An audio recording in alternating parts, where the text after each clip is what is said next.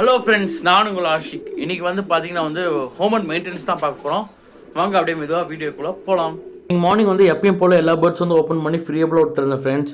எல்லாமே நல்லா சன்லைட்டுக்கு நல்லா ரெக்க அடிச்சுட்டு ஃபீமேல்லாம் துரத்தி நல்லா ஜாலியாக இருந்துச்சு. நிறைய புது ஃபேன்சர்ஸ் கேட்டிருக்கீங்க ப்ரோ என்னென்ன மெடிசன்ஸ் நீங்கள் யூஸ் பண்ணுறீங்க, நம்ம ஸ்டாக்ஸ்க்கு என்னென்ன வீட்டில் வச்சுருக்கலாம் அப்படின்னு கேட்கும்போது எனக்கு ஞாபகம் இருந்துச்சு.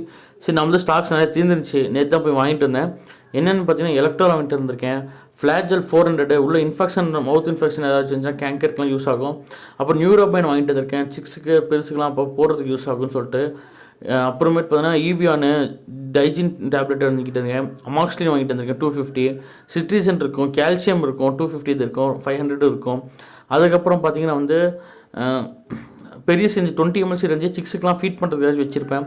10 ml சிரஞ்சி 5 ml சிரஞ்சி இன்னொன்று இருக்குது. அதுதான் மெரிக்வின் இந்த மாதிரி மெடிசன்ஸ் ஏதாச்சும் யூஸ் பண்ணுறதுக்காக போடுறதுக்காக பேர்ட்ஸுக்கு 1 ml 1.5 ml ஏதாவது போடுறதுக்காக யூஸ் பண்ணிக்கிறது வச்சுருப்பேன். அதேமாதிரி ஐ ட்ராப்ஸ் வச்சுருப்பேன். இது போக என்னென்ன வச்சுருக்கலாம்னா விமரால் வச்சுருக்கலாம் பேர்ட்ஸுக்கு. அதுக்கப்புறம் அல்பமோர் வச்சுருக்கலாம், யூஸ்ஃபுல்லாக இருக்கும்.